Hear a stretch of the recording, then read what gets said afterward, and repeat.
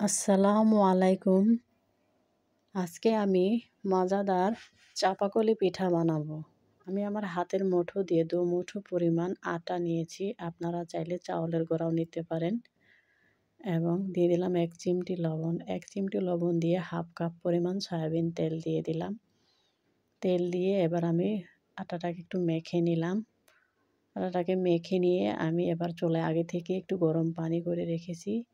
এই গরম পানি দিয়ে আমরা যেভাবে রুটি বানানোর জন্য ডোটা বানাই ঠিক সেই রকম করে পানি দিয়ে রুটি বানানোর মতো ডোটা তৈরি করব।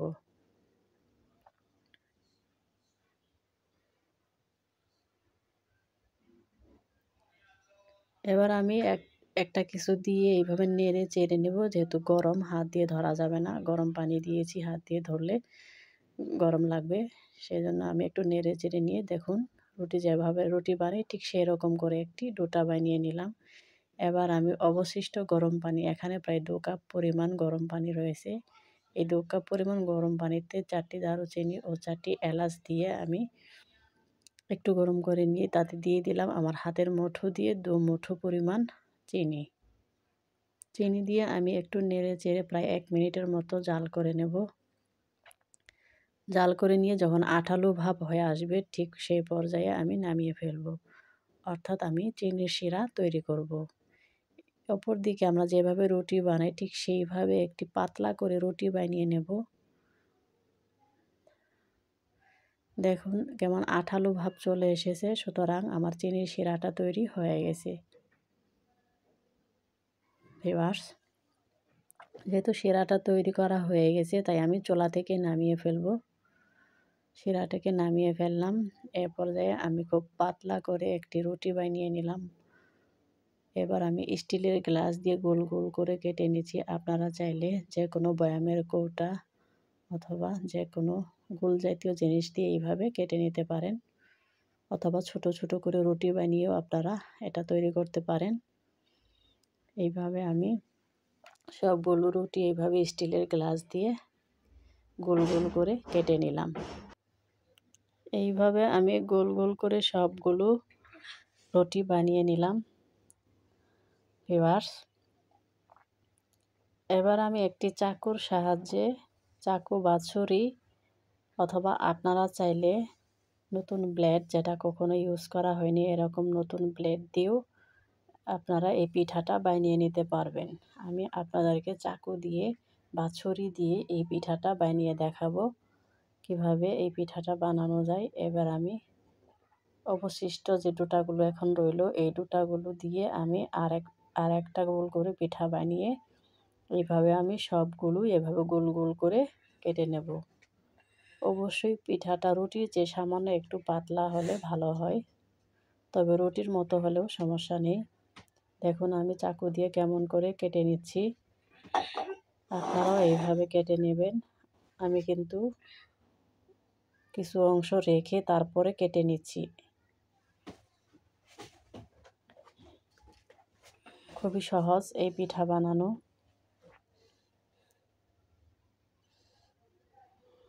এইবার আমি পিঠাটাকে যেইভাবে লম্বা করে কেটেছি ঠিক সেই বরাবর সমানভাবে ঠিক মাঝখানে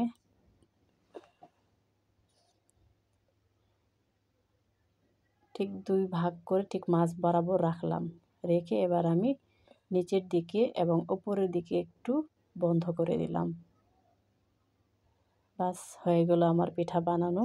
এইভাবে আমি আমার সবগুলো পিঠাই বানিয়ে নেব। তা আমি আপনাদেরকে আরও একটি পিঠা বানিয়ে দেখাচ্ছি। খুবই সহজ এই পিঠা বানানো। দেখুন আমি কীভাবে কেটে নিয়েছি। অবশ্যই খুব ভালোভাবে কেটে নিতে হবে, ক্লিয়ারভাবে যেন কাটা হয়। এবার আমি মাঝ বরাবর রাখলাম, রেখে নিচের দিকে এবং উপরের দিকে একটু বন্ধ করে দিলাম চাপ দিয়ে। হয়ে গেল আমার চাপাকলি পিঠা বানানো। খুবই সহজ, একদম সহজভাবে আমি আপনাদেরকে এই পিঠা বানিয়ে দেখালাম। দেখুন সবগুলো পিঠা আমার তৈরি করা হয়ে গেছে। এবার আমি চুলায় আগে থেকে একটি কড়াই বসিয়ে দিয়ে তাতে 3 কাপ পরিমাণ সয়াবিন তেল গরম করে নিয়েছি। তেলটি গরম হয়ে গেলে আমি এবার পিঠাগুলো এখানে মুচমুচে করে ভেজে নেব। সবগুলো পিঠা আমি তেলের মধ্যে দিয়ে একদম গোল্ডেন বা সোনালি কালার হওয়া পর্যন্ত ভেজে নেব। সোনালি কালার হয়ে গেলে সে পর্যায়ে আমি পিঠাগুলোকে একটি ছাঁকনির সাহায্যে উঠিয়ে সেই চিনির শিরাতেই দিয়ে দেব। চিনির শিরাতে সম্পূর্ণ পিঠাগুলোকে আমি ডুবিয়ে নিয়ে ঠিক সঙ্গে সঙ্গেই উঠিয়ে ফেলব। সঙ্গে সঙ্গে না উঠিয়ে ফেললে পিঠাটা নরম হয়ে যাবে। সঙ্গে সঙ্গে উঠিয়ে ফেললে পিঠাটা মুচমুচেই থেকে যাবে। চিনির শিরাতে আমি পিঠাগুলোকে ডুবিয়ে উঠিয়ে নিলাম। দেখুন কয়েকটি পিঠা আমি বানালাম। আমার মেয়েটা থালি নিয়ে এসেছে, বলছে মা আমাকে আগে দাও। মেয়েটাকে আমি কয়েকটা পিঠা খেতে দিলাম। পিঠা বানানো দেখি দৌড় দিয়ে ঘর থেকে মেয়েটা একটি থালা নিয়ে এসেছে। মেয়েটাকে পিঠাগুলো আমি দিয়ে দিলাম খাওয়ার জন্য। এই পর্যায়ে আমি আমার অবশিষ্ট পিঠাগুলোও ভেজে নিয়েছি মুচমুচে করে। এবার আমি চিনির শিরাতে ডুবিয়ে দিলাম। চিনির শিরাতে ডুবিয়ে এবার আমি সবগুলো পিঠাই এইভাবে চিনির শিরাতে ডুবিয়ে নিলাম। সবগুলো পিঠাই যেন শিরাতে ডুবে যায়। ডুবিয়ে আমি তারপর সঙ্গে সঙ্গেই উঠিয়ে নিলাম যেন পিঠাগুলো মুচমুচে থাকে।